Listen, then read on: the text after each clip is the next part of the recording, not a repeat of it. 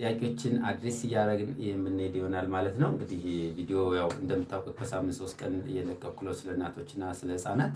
በተለይ ደግሞ እናቶች ጋር ትኩረት አድርጌ እየሰራው ነው ያለሁት። ስለዚህ አትሊስት የሚገርማችሁ ነገር አብዛኛው ነገር መረጃ ብናገኝ፣ መረጃዎችን ብንለዋወጥ፣ እናቶች፣ እህቶች፣ ሴቶች ኢንፎርሜሽን ቢኖራቸው ብዙ ነገሮችን መከላከልና ማስቀረት እንችላለን እና እነኚህን ነገሮች በትክክለኛው በሚመለከትን ባለሙያዎች ትክክለኛውን ኢንፎርሜሽን ቢያገኙ እናቶች፣ እህቶች ቀድመው ወደ ሕክምና ቦታ ሄደው አስፈላጊውን የሆነ ሕክምና ክትትል ቢያደርጉና አስፈላጊውን የሆነ ሕክምና ቢያደርጉ በጣም ብዙ መከላከል የምንችላቸው ነገሮች፣ ነገር ግን እናቶች እህቶችን እየጎዱብን ያሉ አሉና እነኛን ነገሮች በመመካከር በመነጋገር ማስቀረት፣ መከላከል፣ ማከም እንችላለን እና ለዛ ነው በዋናነት የዚህ ፔጅ ወይም ደግሞ የዚህ ዩቲዩብ ዓላማ መከላከል የምንችላቸውን ነገሮች እየተከላከል ኢንፎርሜሽኖችን ለእናቶች ለእህቶች ፕሮቫይድ እያደረግ የምንቀጥል ይሆናል ማለት ነው። ውድና የተወዳችሁ ቤተሰቦች እንግዲህ እንደምታውቁት በጣም ብዙ ርዕሶችን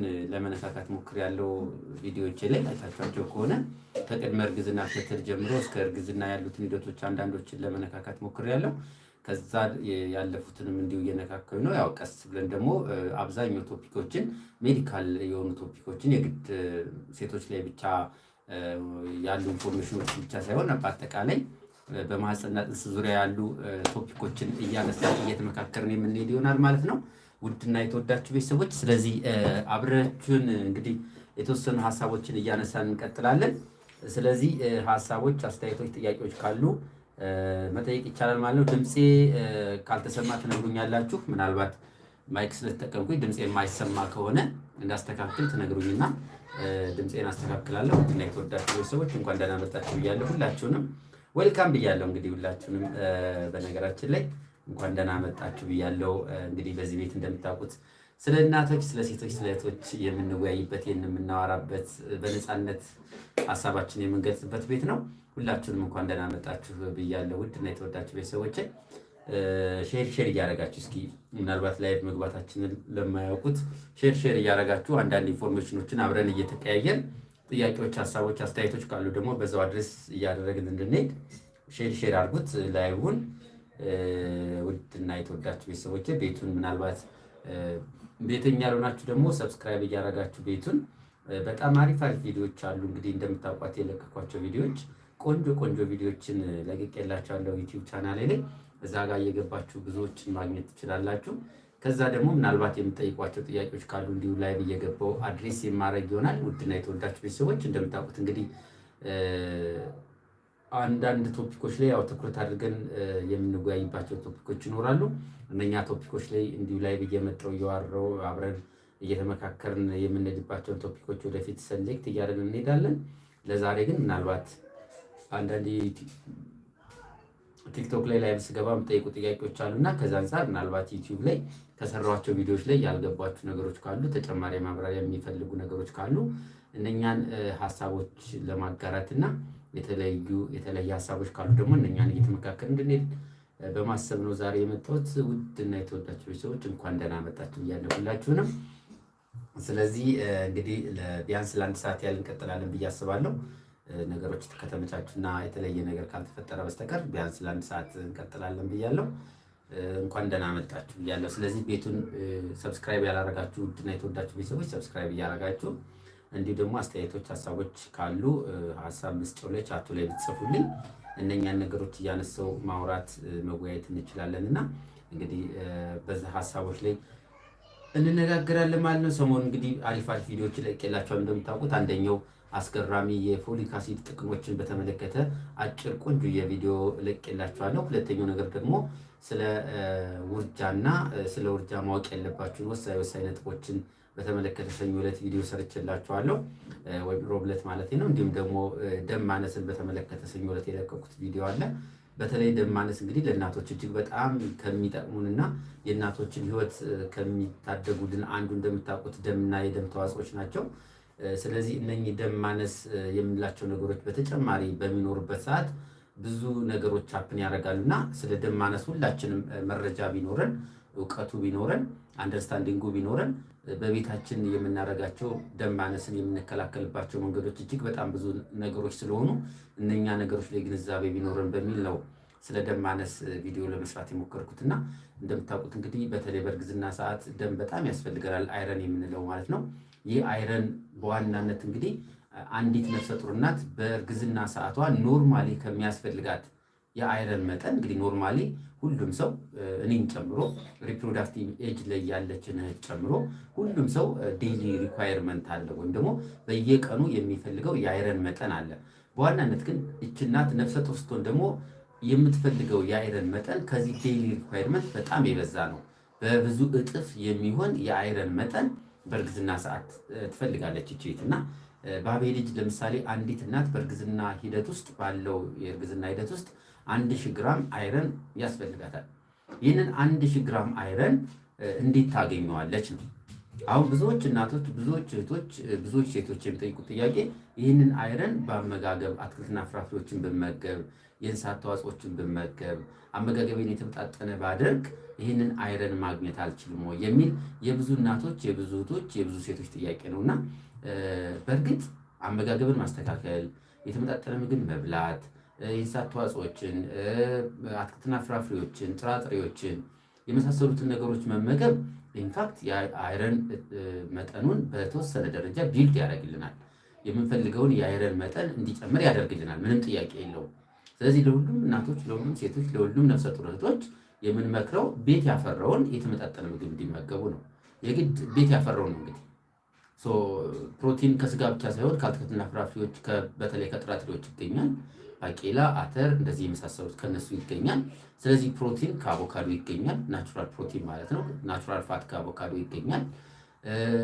አመጋገብ የግድ ፕሮቲን ለማግኘት ስጋ ብቻ ወተት ብቻ መጠጣት ላያስፈልግ ይችላል፣ እንደ አቅማችን መኖር ስላለብን ማለት ነው። ግን የተመጣጠነ ምግብ ቤት ያፈራውን ቀልቀል እያደረግ ብንመገብ ሰውነታችን የሚፈልጋቸው ኒውትሪየንቶች፣ ሰውነታችን የሚፈልጋቸውን ዋና ዋና የምግብ አይነቶች በቀላሉ ማግኘት እንችላለን ማለት ነው። ስለዚህ እነኚህን እንዲያደርጉ ነው የምንመክረው። የተመጣጠነ ምግብ ማለት እንግዲህ እንዳልኳችሁ ከሁሉ ከኃይል ሰጪው፣ ከፕሮቲኑ፣ ከበሽታ ተከላካዩ፣ ከሚኒራሉ፣ ከፋቱ ከሁሉም ያቀላቀለ ምግብ ቢሆን ይመከራል። ይሄ የኃይል ሰጪ ምግብ የተመጣጠነ ምግብ ነው እና በዚህ ምግብ ብቻ ግን በእርግዝና ሰዓት ቅድም ያልኳችሁን የምንፈልገውን 1000 ግራም ያህል አይረን ሪኳየርመንቱን በምግብ ብቻ ማስተካከል አንችልም። ስለዚህ እነኚህን ባላንስድ የሆነ ምግብ በመብላት ኖርማል ሰው፣ ያላረገዘች እህት ወይም ደግሞ ወንዶች ወይም ደግሞ በዚህ ኤጅ ላይ ያሉ እህቶች ነፍሰ ጡር ሳይሆኑ በአመጋገብ የአይረን መጠናቸውን ማስተካከል ይችላሉ። ምንም ጥያቄ የለውም። አይረን የበዛባቸው ምግቦች ቢመገቡ እንደ ምስር፣ ባቄላ፣ ቆስጣ፣ ጥራጥሬዎችን ኢንክሉዲንግ ጉበት፣ ሊቨር፣ ስጋ የመሳሰሉትን ነገሮች ቢመገቡ ያለምንም ጥያቄ የአይረን ሪኳርመንታቸውን ማሟላት ይችላሉ። ይሄ ግን የሚሆነው ላላረገዙ እናቶች፣ እህቶች፣ ሴቶች ነው። እናቶች፣ ሴቶች በእርግዝና ሰዓት ግን ኤክስትራ አይረን ያስፈልጋል። ከነበረው ኖርማሊ ከሚፈልጉት የአይረን መጠን በእርግዝና ሰዓት ደግሞ ከዛ የሚጨምር ሪኳየርመንቱ ከፍ ያለ የአይረን መጠን ያስፈልጋቸዋል። ምክንያቱም ይሄ የአይረን መጠን ይሄ የአይረን ሪኳየርመንት በዋናነት ለብዙ ነገሮች ጥቅም አለው። የመጀመሪያው ለእናት የሚሰጠው ጥቅም ነው። ለእናት እጅግ በጣም ወሳኝ የሆነ ጥቅም አለው። አንዲት እናት እንግዲህ በምታረግዝበት ጊዜ እንደምታውቁት የደም መጠኑ በጣም ይጨምራል። የደም መጠኑ በጣም ይጨምራል። ወደ ልብ የሚሄደው ደም ብለድ ቮሊዩም ይጨምራል። ስለዚህ ይሄ ብለድ ቮሊዩም ሲጨምር የነበረው አይረን ላይ ተጨማሪ አይረን የማንጨምርበት ከሆነ የብለድ ቮሊዩሙ ስለሚጨምር እዛ ውስጥ ስለሚገባ ይቀጥናል። ዳይሉሽናል አኒሚያ ይኖራታል ማለት ነው።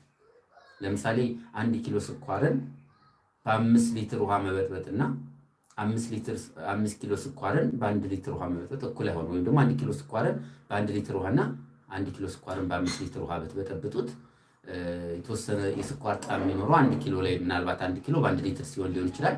በ5 ሊትር ሲሆን ግን ይቀጥናል። ልክ እንደ ስኳሩ የደም መጠናችን አይረን የምንለውን እዩት። አሁን ሳታረግዙ አንዲት እህት ሳታረግዝ ሪፕሮዳክቲቭ ኤጅ ላይ ያለችን እህት ወደ ማህፀኗ የሚሄደውን ደም ፍሎ ብናይ ለምሳሌ ከ60 ሚሊ ሊትር እስከ 60 ሚሊ ሊትር አካባቢ ነው በደቂቃ የሚሄደው። በደቂቃ ልባችን ወደ ማህፀን የሚረጨው እንደዚህ እያደረገ የሚረጨው በአቬሬጅ 60 ሚሊ ሊትር አካባቢ ነው። ይህች እናት ነፍሰ ጡር በምትሆንበት ጊዜ ይህ 60 ሚሊ ሊትር በ10 እጥፍ ይባዛና ከ600 ሚሊ ሊትር እስከ 700 ሚሊ ሊትር ሊጨምር ይችላል። ስለዚህ 600 ሚሊ ሊትር ኦር ደግሞ 700 ሚሊ ሊትር በደቂቃ ወደ ማህፀን ደም ይሄዳል ማለት ነው። ስለዚህ ያ ማለት የብለድ ቮሊዩሙ ይጨምራል። ብለድ ቮሊዩሙ ሲጨምር የአይረን መጠኑን በዛው ልክ እኛ የማንጨምርለት ከሆነ ቀጭን ይሆናል ማለት ነው። አይረን አይኖረውም ማለት ነው። የደም ማነስ ይኖራል ማለት ነው። ስለዚህ በዚህ ምክንያት እናት በእርግዝና ሰዓት በተለይ ተጨማሪ አይረን ያስፈልጋታል። ተጨማሪ አይረን ያስፈልጋታል።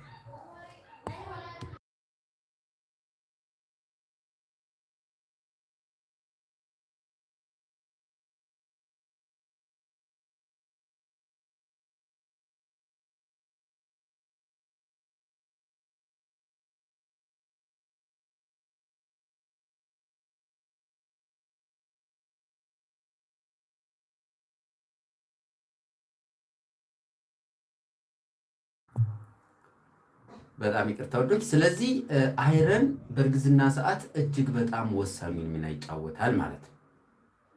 አሁን እንግዲህ ምናልባት የደም ማነስ ላይ ከሚያመጡ ምክንያቶች እንግዲህ የደም ማነስ እንዲመጣ በዋናነት እንደምታውቁት እንግዲህ ሶስቱን ዋና ዋና ምክንያቶች ለመጥቀስ ሞክሬያለሁ ቪዲዮ ላይ። የመጀመሪያው ምክንያት ኢንክሪዝድ አርቢሲ ዲስትራክሽን ነው። ሬድ ብለድ ሴል የምንለው ኦር ደግሞ ሄሞግሎቢን ሄማቶክሪት የምንለው ይሄ ሬድ ብለድ ሴል ዲስትራክሽን የመጥፋት ዲስትራክሽን ቶሎ ቶሎ የመወገድ አቅሙ ሲጨምር ይሄኛው አንደኛው ለደም ማነስ እንደ ምክንያት ሊወሰድ ይችላል። ሁለተኛው ዲክሪዝ አርቢሲ ፕሮዳክሽን ነው። ቀይ የደም ሴል የመመረት አቅሙ ያነሰ ሲሆን በሁለተኛ ደረጃ የሚያጋጥም የደም አይነት ነው። በሶስተኛ ደረጃ የሚያጋጥም የደም ማነስ አይነት ደግሞ ኢንክሪዝ ብለድ ሎስ ነው። ያ ማለት የደም የመፍሰስ አቅም እየጨመረ ሲሄድ ነው። ደም በምን ይፈሳል ነው ዋናው ጥያቄ። እንግዲህ ደም እንደምታውቁት በብዙ መልክ ለምሳሌ በአደጋ ምክንያት ሊፈስ ይችላል። የመኪና አደጋ፣ የተለያዩ አደጋዎች አሉ። ኢመርጀንሲ ላይ ሁሌ ኢንካውንተር የሚያደርጉን የሰውን ላይፍ መጨረሻ ላይ አድርሰው በርብርብ የምንመልሳቸው ከአደጋ ጋር ተያይዘው ያሉ የደም መፍሰስ አጋጣሚዎች አሉ። እነኛ ምናልባት ለደም ማነስ ሊያጋልጡን ይችላሉ። ስፔሲፊካሊ ወደ ማህፀን ስንመጣ ደግሞ ከእርግዝና ጋርና ከእርግዝና ጋር ያልተገናኙ የደም መፍሰስ የሚያመጡ አደጋዎች አሉ። ለምሳሌ ከእርግዝና ውጭ የወር አበባ መዛባት፣ አንዳንዴ በተለይ ላይክ እጢዎች ካሉ እጢ እንግዲህ ሞኝ የማህፀን እጢ እንደ ማዮማ የመሳሰሉት ነገሮች ሊሆኑ ይችላሉ። አንዳንዴ ደግሞ ከበድ ያሉ እጢዎች ላይክ የማህፀን ካንሰር፣ ሌሎች የማህፀን ካንሰር እንግዲህ የማህፀን በር ካንሰር ሊሆን ይችላል፣ የማህፀን ግድግዳ ካንሰር። እነኚህ ካንሰሮች ብዙ ጊዜ ደም እንዲፈስ ስለሚያደርጉ የደም ማነስ ያጋጥማቸዋል። ስለዚህ ከዚህ ጋር ተያይዘው እንግዲህ እነኚህ ከእርግዝና ጋር ያልተያያዙ ደም እንዲፈስ አድርገው ደም ማነስ እንዲመጣ የሚያደርጉ ነገሮች ናቸው። ከእርግዝና ጋር ተያይዘው ደግሞ ደም እንዲፈስ የሚያደርጉ እንግዲህ በጣም ብዙ ነገሮች አሉ እንደምታውቁት። ከመጀመሪያዎች 3 ወር የእርግዝና ወራት ጀምሮ እስከ 9 ወር ድረስና አንዳንዴ ደግሞ እስከሚወለድ ድረስ የሚያጋጥሙ ጉዳቶች አሉ። ለምሳሌ በመጀመሪያው 3 ወር ላይ ውርጃ ሊኖር ይችላል። ዝም ብሎ ጽንሱ እያለ ደም መፍሰስ ሊያጋጥም ይችላል፣ ትሪት እንደ አቦርሽን የምንለው። ከ7 ወር በኋላ ደግሞ ደም መፍሰስ ሊያጋጥም ይችላል። ወይ እንግዲህ ልጅ ከፊቱ ነው፣ ወይ እንግዲህ ልጅ ተላቆ። በእነኚህ ምክንያቶች ደም መፍሰስ ሊያጋጥም ይችላል።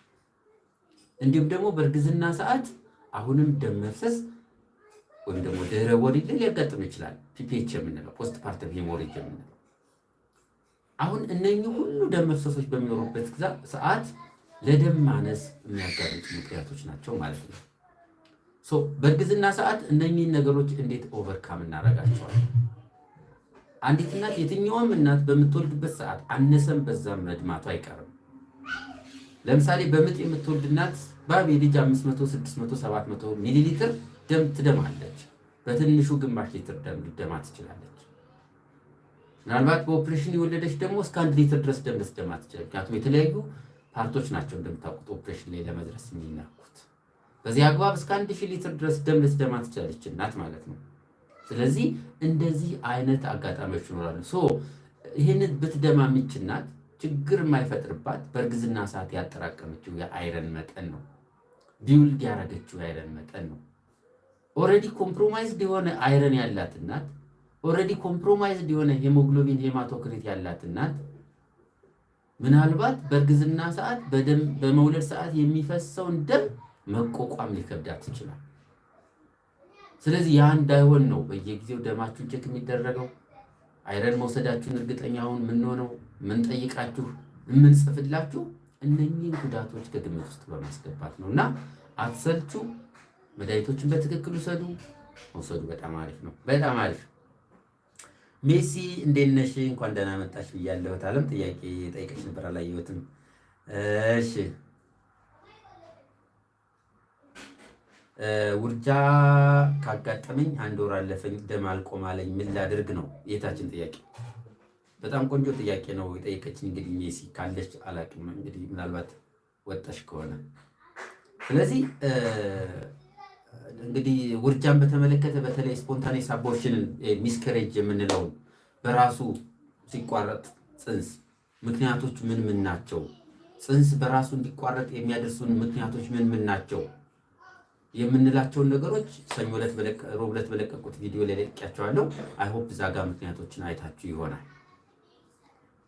አሁን አንዲት እህት ምናልባት ድህረ ውርጃ ላይ ማድረግ ያለባችሁን ጥንቃቄ እዛ ጋር ምናልባት ኢንዲቴል አልገባሁበትም። ምክንያቱም ያው እንደምታውቁት ቪዲዮዎች ከተወሰነ ደቂቃ በኋላ እየረዘሙ ሲሄድ ሰው የማየት አቅሙ እየቀነሰ ስለሚመጣ በተቻለ መጠን አጠር ለማድረግ ስለምንሞክር ማለት ነው። ስለዚህ ድህረ ውርጃ ላይ ውርጃ ካጋጠመ በኋላ የምታደርጓቸው ጥንቃቄዎች ምን ምን ናቸው የሚሉት ነው ዋናው ጥያቄ። አሁን አንዲት እህት ድህረ ውርጃ ላይ ኦር ደግሞ ፖስት አቦርታል ኬር እንለዋለን፣ ፓክ እንለዋለን፣ ፖስት አቦርታል ኬር እንለዋለን። ድህረ ውርጃ ጥንቃቄዎች ምን ምን መደረግ አለበት? ድህረ ውርጃ ላይ አንዲት እናት አንዲት እህት ውርጃ ካጋጠማት በኋላ ማድረግ ያለባት ጥንቃቄዎች ምን ምን ናቸው ስን 5 አይነት ጥንቃቄዎች ታደርጋለች። ባይዘው 5 ጥንቃቄዎች አሉ። ምናልባት ለእናንተ በሚገባችሁ የተወሰኑትን 1 2 3ቶችን ማውራት እንችላለን። ግን ፓክ ላይ ፖስት አቦርታል ኬር ኮምፖነንት ላይ 5 ኮምፖነንቶች ነው ያሉት። ስለዚህ የመጀመሪያው እናንተ እንደው ያን ኮምፖነንቶችን ተዋቸውና እናንተ በቤታችሁ የምታደርጓቸው ጥንቃቄዎች አንደኛው በተለይ ወደ ቤታችሁ ከመሄዳችሁ በፊት ምናልባት የብለድ ግሩፓችሁን አርኤች ታይፓችሁን ያንን ማወቅ ያስፈልጋል። ባይዘው በአጋጣሚ አርኤች ኔጌቲቭ ከሆናችሁ አንታይዲ ወስዳችሁ ነው መሄድ ያለባችሁ። ለምን? ለወደፊት እርግዝና ሾተ ላይ ምናምን የምንለው ነገር ሊያጋጥም ስለሚችል። ስለዚህ የደም አይነታችሁንና ብታውቁት እጅግ በጣም ይመከራል። ብዙ ጊዜ በተለይ ኢንዲዩስድ አቦርሽን በምታደርጉበት ጊዜ በቤታችሁ መድኃኒት ወስዳችሁ አሁን አንዳንዴ በጣም የሚገርመኝ ነገር ከፋርማሲዎች መድኃኒት እየወሰዳችሁ እየገዛችሁ ትወስዳላችሁ። ባይዘው በጣም አደጋ አለ። እኔ አይ ሪመምበር ዋን ኬዝ ምን አጋጠመኝ መሰላችሁ? 32 አካባቢ ዊክ ነች 32 ሳምንት ማለት ነው። ያ ማለት ስንት ነው እንግዲህ? ኦልሞስት 8 ወር ማለት ነው። ባቤሊ ልጁ 2 ኪሎ አካባቢ ነው በዛ ሰዓት እና ሰንበዲ ከፋርማሲ ገዝቶ መድኃኒቱን አመጣላት። ዴን ሺ ቱክ ዳት ሜዲኬሽን ያን መድኃኒት ወሰደችው። ከዛ ደም በደሙና መጣች። ስለዚህ ስትመጣ በመሞትና በህይወት እንደዚህ መካከል ነው ያለችው። በጣም ደምታለች። እንግዲህ ልጁ ሙሉ ለሙሉ ተላቋል። እሷን ማትረፍ አለብን። ኦፕሬሽን ገብተን አተረፍን እሷን። እንደዚህ አይነት አጋጣሚዎች አሉ። ስለዚህ አንዳንዴ ዝም ብሎ መድኃኒቶችን መውሰድ በጣም ከጥቅሙ ይልቅ ጉዳቱ ያመዝናል እና እንደዚህ አንዳንዴ ደግሞ ምንድነው የደም ግሩፓችሁን ሳታውቁት ትወስዱትና መከላከል የምንችላቸው እንደ አንታይዲ ያሉ እንደ አርኤች አሉ መከላከል የምንችላቸውን ነገሮች ሳንከላከል እንቀርና መጨረሻ ላይ በኋላ እርግዝና ና ስትሉት ደግሞ እምቢ ሊል ይችላል። እነኚህን ነገሮች እንዳይሆኑ የደም አይነታችሁን ብታውቁትና መወሰድ ያለበትን ጥንቃቄ ወስዳችሁ ብትሄዱ እጅግ በጣም ይመከራል ማለት ነው። ስለዚህ አንደኛው የደም አይነታችሁን ማወቅ ነው። ምናልባት የደም አይነታችሁ ኔጌቲቭ ከሆነና የጓደኛችሁ ወይም የባለቤታችሁ ደግሞ ፖዚቲቭ ከሆነ አንታይዲ መውሰድ በጣም ጥሩ ነው። አሁን የጓደኛችሁ ወይስ የባላችሁ የማይታወቅ ቢሆንስ ነው። ስለዚህ ያው የእናንተ ኔጌቲቭ ከሆነ ካላወቃችሁት መውሰዱ በጣም የተሻለ ነው። ካለመውሰዱ ጉዳት የለውም አንታይዲ። እና መውሰዱ እጅግ በጣም ይመከራል። አንድ እሱ ነው። ሁለተኛ በምትወጡበት ሰዓት ዲስቻርጅ ኢንስትራክሽን ላይ ወይም ደግሞ ልክ ወደ ቤት ስትሄዱ የምንሰጣችሁ የሕክምና ትምህርት ላይ የጤና ትምህርት ላይ አንደኛው ዳንጀር ሳይንስ ነው። አደገኛ የድህረ ውርጃ ምልክቶችን እናስተምራለን። ባለሞቻችን ያስተምራሉ። ያ የድህረ ውርጃ ትምህርት ላይ አንዱ አይታችሁት ከሆነ ከመጠን በላይ የሚፈስ ደም ካለ ተመልሰሽ ነይ ነው። ለመሰላችሁ ከድህረ ውርጃ በኋላ ደም የማያቆም ከሆነና ብዛት ያለው ደም የሚፈስ ከሆነ አንደኛው ምክንያት የቀረ ነገር አለ ማለት ነው። ስለዚህ ማህፀን የተነካክቷል። ኦልሬዲ የተወሰነው ፓርት ወጥቷል። በተፈጥሮ ማህፀን እንደ ፎሪን ቦዲ ውስጥ ላይ ካለበት ያን ለማስወጣት ትግል ያደርጋል። ኮንትራክሽን ይኖራል፣ ሪላክሴሽን ኮንትራክሽን። ዳስ ዋይ ህመም ይኖራል። እዚህ አካባቢ ህመም ይኖራችሁ በዛ ነው ለማስወጣት በሚያደርገው ትግል ውስጥ። ስለዚህ የተወሰነ እንትን ይላል፣ እየደማ ይሄዳል። የተወሰነ ይለቀ፣ እየደማ ይሄዳል። እንዲህ አይነት ነገሮች ያጋጥማሉ። ስለዚህ የመጀመሪያው እንዳልኳችሁ የቀረ ነገር ሊኖር ይችላል። ያ የቀረ ነገር እንዴት ነው የሚታወቀው? ወደ ሕክምና ተቋም መታችሁ በምናደርገው የአልትራሳውንድ ምርመራ ነው። እንደው የቀረውን ነገር ዝም ብዬ ብትወው በራሱ አይወጣም ወይ የሚል ደግሞ አንዳንድ ጥያቄዎች ይመጣሉ። አሁን የቀሩትን ነገሮች ዝም ብሎ ማየት እንግዲህ ማህፀን ውስጥ ላይ ምንም አይነት ከብለድ ሰፕላዩ ተቋርጧል ኦልሬዲ። ምክንያቱም አቦርሽን ፕሮሰስ ስለተካሄደ ከማህፀን የሚያገኘው የደም ፍሎ የለም። ሊኩዊድስ እየሆነ ነው እዛ አካባቢ ምንም በቃ ቲሹ ከማህፀን የደም ፍሎ የለው፣ ምግብ አያገኝም፣ እድገት የለው። በዚህ ምክንያት ምን ሊፈጠር ይችላል? እዛ አካባቢ ይበሰብስና ኢንፌክሽን ሊፈጥር ይችላል። አንደኛው ፕሮባቢሊቲ ነው፣ ኢንፌክሽን ይፈጥራል። ይሄ ኢንፌክሽን ከፈጠረ ማህፀንን ከመጉዳትም አልፎ ማህፀን እስከ መውጣት የሚያደርስ ችግር ሊያጋጥመን ይችላል። ስለዚህ አንደኛው ኢንፌክሽን ሊፈጥር ይችላል። ሁለተኛው አንዳንድ ቲሹዎች ብዙ ጊዜ የሚቆዩ ከሆነ ኖርማል የነበረው እርግዝና ኦልሬዲ ተቋርጦ የተወሰነ ሲቀር ወደ ሌላ ነገር ሊቀየር ይችላል። ላይ ኮሪዮካርሲኖማ ሊቀየር ይችላል ወደ ካንሰር። ከእርግዝና ጋር ተያይዘው የሚመጡ ካንሰሮች አሉ፣ ኮሪዮካርሲኖማ የምንላቸው እና የዛ ታይፖች አሉ። ወደ እነዛ የመቀየር እድል አለው ብዙ ጊዜ የሚቆይ ከሆነ። ኢንፋክት ፍሮም ኤኒ ፕሬግናንሲ ኢት ካን ሃፕን አይደለ? ያ እንዳይሆን የቀረ ነገር ካለ ማህፀን የሚሰጡን ምልክቶች አንደኛው እንዳልኳችሁ የሚሰጡን ምልክቶች አንደኛው የማህፀን ደም መፍሰስ ነው። በዚህ ምክንያት እንደዚህ ብታደርጉ ጥሩ ነው ለማለት ነው። ሽብርቺ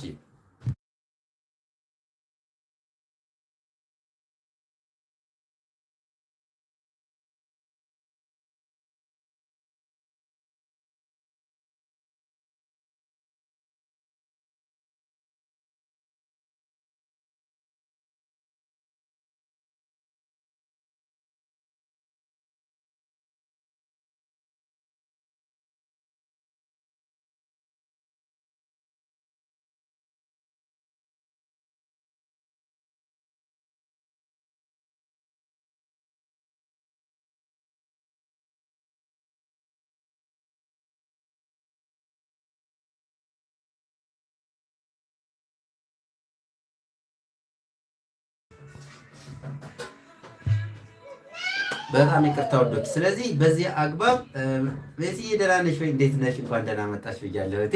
ሁላችንም እንኳን ደህና መጣችሁ ብያለሁ ማለት ነው። ስለዚህ በእነዚህና በመሳሰሉት አግባቦች ድህረ ውርጃ ላይ ጥንቃቄ በደንብ ያስፈልጋል። ወደ ሕክምና ለምሳሌ ሁለተኛው እንደምታውቁት እንግዲህ በሴት ልጅ አናቶሚ ላይ ማህፀን ስናየው ልክ እንደዚህ ሆኖ ይህች አካባቢ ላይ የማህፀን ጫፏ አለች። ባይ ዲፎልት ከዚህ ይሄ ግንኙነት የሚደረግበት ፓርት ይሄኛው አካባቢ ቢሆን ይሄኛው ልጅ የሚረገዝበት ፓርት ነው ከላይ ያለው። ስለዚህ ይህች አካባቢ ከዚህ በታች ያለው ነን ስቴራይል ሲሆን ከሰርቫይካል ኦስ ወደ ላይ ያለው ደግሞ ስቴራይል ኢንቫይሮንመንት ነው፣ ባክቴሪያ የለው። ታች አካባቢ ላይ ይሄ ግንኙነት የሚደረግ ቫጂናል ምድሉ አካባቢ ላይ ኖርማል ፍሎሮች አሉ። አቦርሽን ፕሮሰስ ያደረገ እንግዲህ ድንበሩ ኔን ስቴራይል እና ስቴራይል ያው ክፍት ነው የሚሆነው ከላይ። አሁን ፎሪን ቦዲ ኦልሬዲ ያላለቀ ያልተጠረገ ጽንስ ውጭ ያልወጣ የሆነ ነገር ፓርት ማህፀን ውስጥ ከቀረ ኦልሬዲ ማህፀን ክፍት ነው የሚሆነው። ከታች ወደ ላይ ባክቴሪያ አክሰስ ያገኛል። ስለዚህ በዚህ ባክቴሪያ ወደ ላይ መግባት ይጀምራል። ያኔ ማህፀን ኢንፌክሽን፣ ለቱቦዎች ኢንፌክሽን፣ ለእንቁላል መጎዳት፣ ለብዙ ነገር ሊያጋለጥ ይችላል። ስለዚህ ሕክምና ቦታ ሄዶ መታየት ጥሩ ነው። እህቴ እንግዲህ ካስቸገረችና በቀላሉ በነገራችን ላይ እናይና መድኃኒት በመስጠት እንዲወጣ የሚያደርግ እንደ ስቴጁ ማለት ነው። አንዳንዴ ምናልባት አሁን ሰርቫይካል ኦስ ላይ ከደረሰ በቃ በራሱ ይወጣል ትንሽ ቀን ነው የቀረው ብለን ልንሰዳችሁ እንችላለን። አልትራሳውንድ አይተነው ግን ሌላ ተጨማሪ ሕክምናዎች የሚያስፈልገው ከሆነ በሚዋጥ መድኃኒት ወይ በምላስ ስር በሚደረግ አንዳንዴ ደግሞ ምናልባት ሌሎች መድኃኒቶች ይሰጠን ሙሉ ለሙሉ እንዲወጣና ጉዳት እንዳያደርስባችሁ መከላከል ይቻላል ማለት ነው። በነገራችን ላይ ከዚሁ ጋር ተያይዞ በተለይ ኢንዲዩስድ አቦርሽን በራሳችሁ ተደጋጋሚ ውርጃ ማድረግ ያው በተፈጥሮ የመጣው ምን ማድረግ ስለማይቻል ነው። ሰው ፈልጎ መቼም ሳይፈልግ የመጣን ነገር ብዙ ነገሮች ይኖራሉ እንደምታውቁት፣ እነዛ ነገሮች እንዳሉ ነው። ግን ፈልጋችሁ በተለይ ኢንዲዩስድ አቦርሽን የምታደርጉ እህቶች ወደፊት ብዙ አይነት ችግሮች ሊመጡ ይችላሉ። እነኛን ከግምት ውስጥ ማስገባት ያስፈልጋል። ተደጋጋሚ ውርጃ ጥሩ አይደለም። ኢንዶሜትሪየሙ ይጎዳል። ብዙ ነገሮች አሉ። ስለዚህ ከተደጋጋሚ ውርጃ ከማድረግ ይልቅ ዘላቂ የሆነ የቤተሰብ እቅድ መጠቀም እጅግ በጣም አማራጭ ነው። ስለዚህ ዘላቂ የሆኑ የቤተሰብ እቅዶች አሉን፣ በጣም ውጤታማ የሆኑ ሰክሰስፉል የሆኑ እነኛን የቤተሰብ እቅዶች መጠቀም ላይ ትኩረት ብታደርጉ። አሁን ትንሽ ነገሮች ስለሚያስፈሩ ነው ባይዘው እንደዚህ ያልኳቸው። ሰው ቋሚ የቤተሰብ እቅድ ከመውሰድ ይልቅ ፖስት ፒል ላይ እያተኮረ ነው በይሳት። በተለይ ወጣቶች ፖስት ፒል ላይ ነው አብዛኛው ሰው። ባለትዳሩ ፖስት ፒል ላይ ነው፣ ጓደኛ የያዘው ፖስት ፒል ላይ ነው ትኩረት እያደረገ ያለው። አቦርሽን ላይ ነው ትኩረት እያደረገ ያለው። የሚገርማችሁ ነገር የሃይስኩል ተማሪዎች፣ አንዳንድ የኢሌመንተሪ ተማሪዎች አሬች ሴንተሮች ላይ ውርጃ ለማቋረጥ ሲመጡ ታያላችሁ። ስለዚህ እነኚህ ነገሮች ለወደፊት ብዙ ችግሮች ያመጣሉ። ሰው ቀድሞ ቢጠነቀቅ በጣም ጥሩ ነው። የቤተሰብ እቅድ አማራጮች አሉ። አሁን በጣም ዘመናዊ ውጤታማ የሆኑ እርግዝናን በአስተማማኝ የሚከላከሉ አስተማማኝ የቤተሰብ እቅድ አማራጮች አሉንና እነሱን መጠቀም ቢቻል እጅግ በጣም ጥሩ ነው ለማለት ነው። በጣም አሪፍ ቴንኪው ብያለሁ። ውድና የተወዳችሁ ቤተሰቦች መስዬን የማመሰግናለሁ። ውድና የተወዳችሁ ቤተሰቦች ሌሎችም እንዲብራሩላቸው የምትፈልጓቸው ጥያቄዎች ካሉ ብትጠይቁን እያብራራን እንዲሁ መልሶችን እየሰጠን እንሄዳለን ማለት ነው። ሼር እያደረጋችሁ በነገራችን ላይ ሼር እያደረጋችሁ ብዙ ሰው እንዲመጣ ሼር አድርጉ፣ ኮፒ ሊንክ አድርጉ፣ ሼር አድርጉ። ያው ሼር ማድረግ ይቻላል ዩቲዩብ ላይ እንደምታውቁት ሼር እያደረጋችሁ ውድና የተወዳችሁ ቤተሰቦች። ስለዚህ እንዳልኳችሁ እንግዲህ ዛሬ በዋናነት ምናልባት ግር የሚላችሁ ነገር ካለ ዩቲዩብ ቪዲዮዎች ሲለቀቁ 100% ሁሉንም ማሰብ በአንድ ቪዲዮ ማስቀመጥ ሊያስቸግር ይችላል ካለው ደቂቃዎችን ሴቭ ከማድረግ አንጻር፣ ታይሙን ሴቭ ከማድረግ አንጻር እና ከዛ አንጻር ምናልባት ግር ያላችሁ ነገር የሚስተካከል ነገር ካለ የሚጨመር ነገር ካለ ጥያቄ እንድጠይቁ ነው ዛሬ ላይ የገባሁት እዚህ ማለት ነው። ስለዚህ አንደኛው የጠየቁት ጥያቄ በጣም ጥሩ ጥያቄ ነው። አቦርሽን ጋር ተያይዞ ቪዲዮን ኦልሬዲ ስለሰራሁት እዛ ጋር ድህረ ወሊድ ላይ ማድረግ ያለባችሁን ጥንቃቄ በተመለከተ የሰራሁት ቪዲዮ ላይ ነው። ሁለተኛው ምናልባት አቦርሽን ላይ ከሰራሁት ላይ አይታችሁት ከሆነ አንደኛው መታወቅ ያለበት ነገር ድህረ አቦርሽን አንዲት ውርጃ ካጋጠማት በኋላ መቼ ማርገዝ ትችላለች፣ ምን ጥንቃቄዎች ማድረግ አለባት፣ እኒና የመሳሰሉት በጣም ወሳኝ ጥያቄዎች ናቸው። ምናልባት ወደፊት ሌላ ቪዲዮ መስራት የሚያስፈልጋቸው ናቸው። ይሄ ፖስት አቦርታል ኬሩን እና ድህረ ውርጃ ላይ ያለውን ጥንቃቄና መወሰድ ያለበትን ጥንቃቄ በተመለከተና ድህረ ውርጃ በኋላ ደግሞ እርግዝና መቼ ይፈጠራል የሚሉት በጣም ወሳኝ ነጥቦች ናቸው። ምናልባት በሌላ ጊዜ አጠር ያለ ቪዲዮ እሰራባቸዋለሁ። ግን እንደምታውቁት እንግዲህ ፈርቲሊቲ መቼ ሪዚዩም ይደረጋል፣ አፍተር አቦርሽን መቼ ነው ላረግዝ የምችለው የሚሉት በጣም ብዙ የብዙ እናቶች ኮንሰርኖች ናቸው። ስለዚህ እንደ እርግዝና ሂደቶች የሚለያዩ ቢሆንም ለምሳሌ እርግዝናው 3 ወር ላይ ነው ያቋረጠው፣ 4 ወር ላይ ነው ያቋረጠው፣ 5 ወር ላይ ነው የተቋረጠው፣ 7 ወር ላይ የሚሉት እንዳሉ ቢሆኑ በተለይ በመጀመሪያዎቹ 3 ወራት እርግዝና የሚቋረጥ ከሆነ ፈርቲሊቲ ካን ሪዚዩም ዊዝን 10 ዴይስ። ስለዚህ በ10 ቀን ውስጥ ከዛም ባነሰ አንዳንድ ጊዜ እርግዝና ሊፈጠር ይችላል። ፈርቲሊቲ ሪዚዩም ያደርጋል። ኦቭሌሽን ሊጀምር ይችላል። እርግዝና ሊፈጠር ይችላል። ፔሪድ ባይመጣም ባታይም አንዴት። ስለዚህ ውርጃ ካጋጠመ በኋላ በ10ኛው ቀን ውስጥ ተመልሶ እርግዝና ሀፕል ሊያደርግ ይችላል። እነኚህን ነገሮች ማወቅ እጅግ በጣም ያስፈልጋል ለማለት ነው።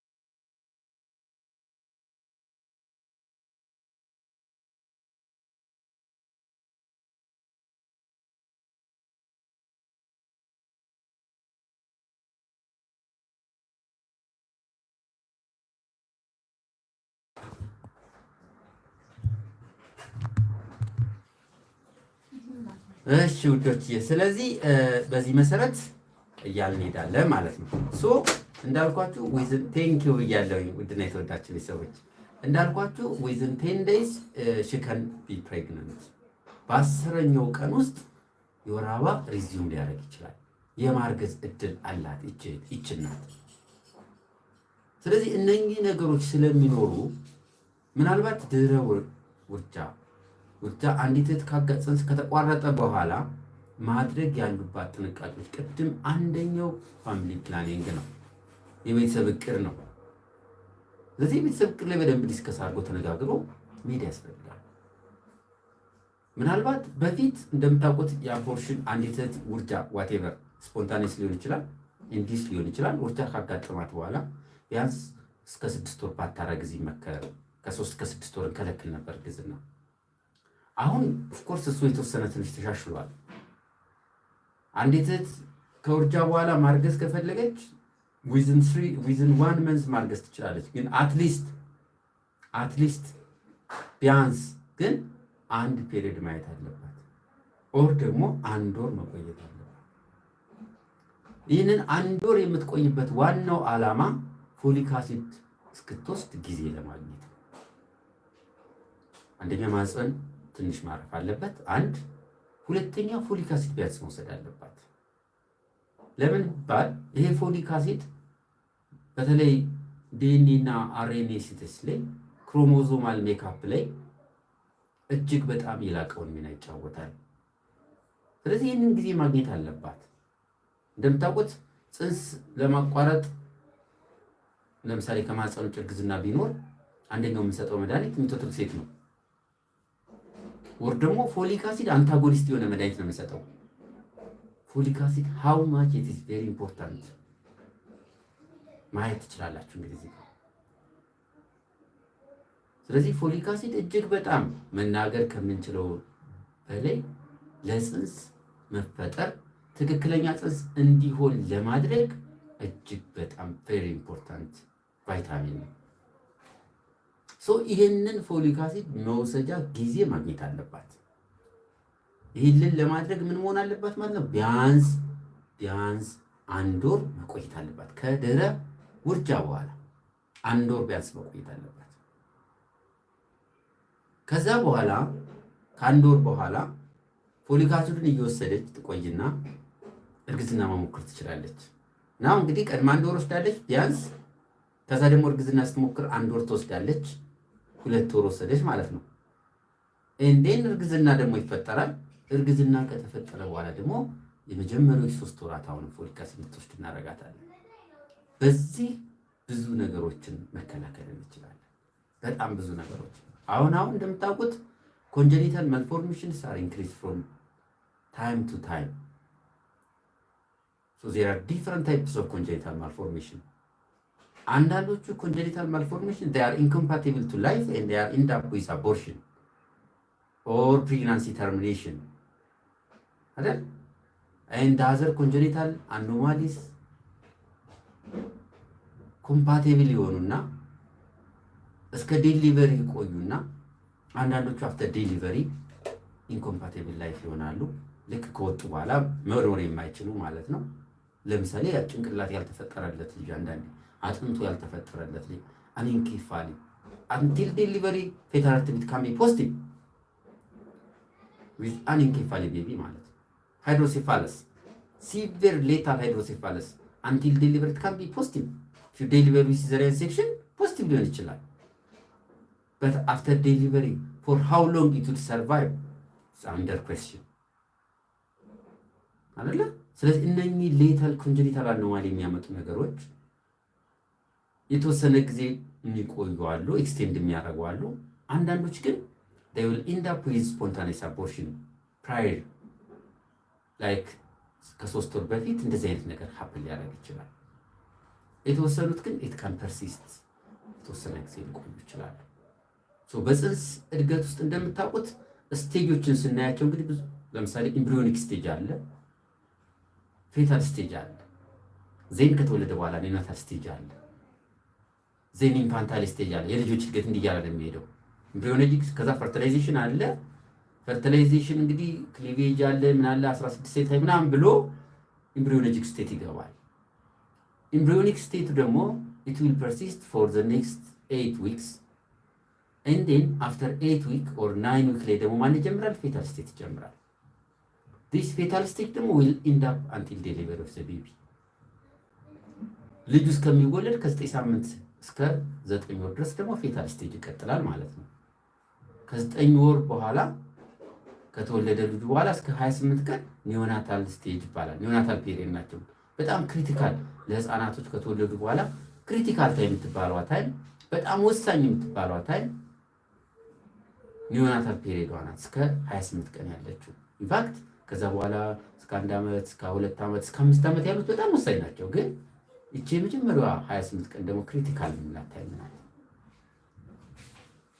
አሁን በዚህ ሂደት ውስጥ ኦልሞስት ሞስት ኦፍ ዘ ኦርጋንስ አብዛኞቹ እጅ በሉት እግር በሉት ጭንቅላት በሉት ሆድ ሁሉ ነገሩ በአብዛኛው የሚፈጠረው እስከ 16 ሳምንት ባለው። ስለዚህ እስከ 16 ሳምንት ሲፈጠር አንዳንድ የአፈጣጠር ችግሮች ሲኖሩ ኢንኮምፓቲብል ቱ ላይፍ ሲሆኑ በህይወት መቆየት የማያስችል የአፈጣጠር ችግር ካጋጠማቸው እስከ 3 ወር ባለው ውርጃ እንዲያደርግ ሊያደርጉ ይችላሉ። አንዳንዶቹ ደግሞ እንዳልኳችሁ እስከ 9 ወር ተወልደው ከተወለዱ በኋላ ሰርቫይ ማድረግ የማይችሉ እዛው ዴሊቨሪ ሩም ውስጥ እንትን የሚሉ የተወሰነ ደግሞ የተወሰነ ቀን ቆይተው የሚጠፉ ይኖራሉ። አንዳንዶች ደግሞ ተወልደው አድገው ሰም ማኒፌስቴሽን ዴቨሎፕ የሚያደርገዋል ላይክ ዳውን ሲንድረም እንደምንለው። ይሄ ኮንጀኒታል ክሮሞዞማል አብኖርማሊቲ ነው። ለምሳሌ ዳውን ሲንድረም ማለት ትራይዞሚ 21 ማለት ነው። እንግዲህ ክሮሞዞም ሰው ሲፈጠር 23 እጥፍ ክሮሞዞም ስለሚይዘው 23 እጥፍ ማለት በአንድ በኩል እናት በአንድ በኩል አባት ይዞን እጥፍ እንደዚህ እየተደረደሩ ልክ እንደዚህ እየተደረደሩ 20 እጥፍ እየሆኑ ማለት ነው 23 እጥፍ ነው የሚሆኑ። ስትበትኗቸው 46 ይሆናሉ፣ ስታጥፏቸው 26 ይሆናሉ። ስለዚህ ክሮሞዞማን 2 አለው። ክሮሞዞም 2፣ ክሮሞዞም 3፣ ክሮሞዞም 4፣ 5 እያለ ይቀጥላል። ስለዚህ ዳውን ሲንድሮም ማለት 21ኛው እንደዚህ ሲሆን ማለት ነው 3 ክሮሞዞምስ በአንድ ትሪፕል ሲሆን ያ ነው ዳውን ሲንድሮም ሲሆን ማለት ነው። ስለዚህ አሁን ይሄ ሌታል ላይሆን ይችላል፣ ወዲሁ ላይ ይችላል። ዴን አፍተር ዴሊቨሪ ግን ዳውን ሲንድሮሞች በዚህ አፕል ሊያደርጉ ይችላሉ። እና እነኚህን ነገሮች ለመከላከል ፎሊክ አሲድ የላቀውን ሚና ይጫወታል ነው። ስለዚህ ፎሊክ አሲድ በምትወስዱበት ጊዜ እንደዚህ አይነት የአፈጣጠር ችግሮች እንዳይኖሩ ፎሊክ አሲድ የላቀውን ሚና ይጫወታል ማለት ነው። እና ፎሊክ አሲድ መውሰጃ ጊዜ ባይ ለማግኘት 1 ወር ቢያንስ ከውርጃ በኋላ ብትቆዩ እጅግ በጣም ይመከራል ነው። ስለዚህ ቢያንስ 1 ወር ለመቆየት የቤተሰብ እቅድ አማራጭ